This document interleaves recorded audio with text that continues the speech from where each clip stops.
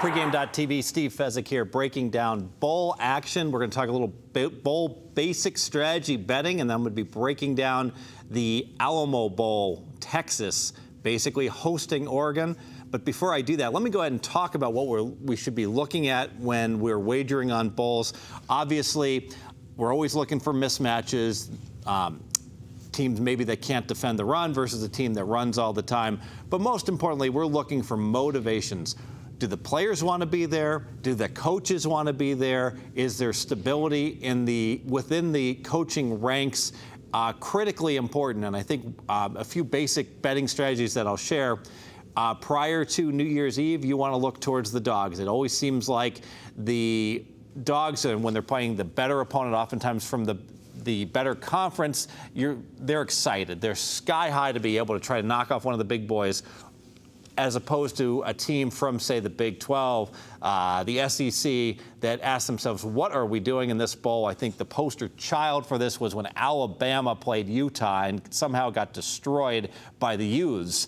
And clearly, Alabama, their coaches and their fans wanted no part of that bowl game. And you're looking for spots like that to go ahead and take advantage of. Also, look at the cities. Is it a city that the players and the fans are excited to be traveling to, or is it a city that you wouldn't be caught dead in the middle of winter?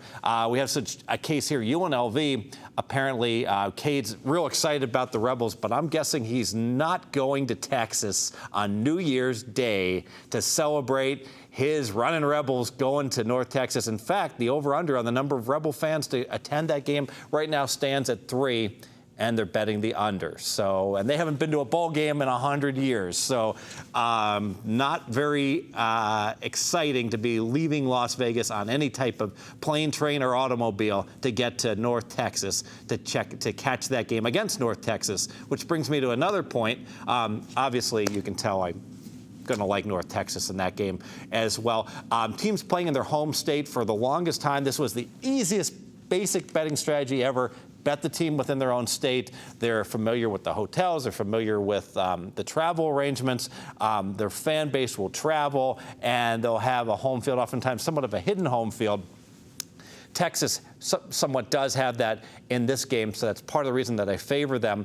And that works in the NCAA tournament that'll be coming up in 4 months here. That if you just 3 months, if you just go ahead and back teams that are in their home state, that's been a profitable strategy, although the odds makers have caught up somewhat with it. Let's look at motivation. Obviously, a concern with the coaching. We want a stable coaching staff. We've got it with Texas up to the game. Mac Brown is staying. He's going to resign after this game. The players like him. They would love to go ahead and send him out with a victory. Now, we have to be concerned that all his assistant coaches are faxing resumes and trying to line up. Are they going to be able to stay at Texas? Are they going to have to go to someplace else with a new job when the new coach gets hired and the new regime comes in? But because there is no new regime yet, I'm hoping that it's far enough in advance that the Texas coaching staff will stay intact and that they'll be absolutely focused for this game. Let's contrast that to Oregon. I actually read an article, I queried teams not excited to be bowling.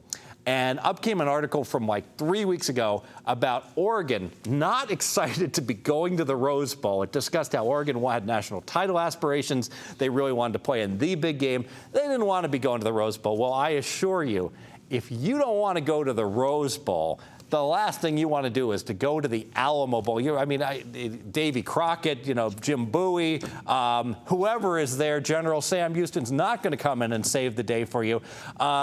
These Ducks are going to get slaughtered in this Alamo Bowl. Well, they're not going to get slaughtered because they're a 14-point favorite, but they're going to get slaughtered against the spread. I see a very motivated, excited team against a team that didn't even want to go to Pasadena, and now they're stuck with that, as Mark Cuban once said, that ugly river walk that no one in their right mind would want to go to.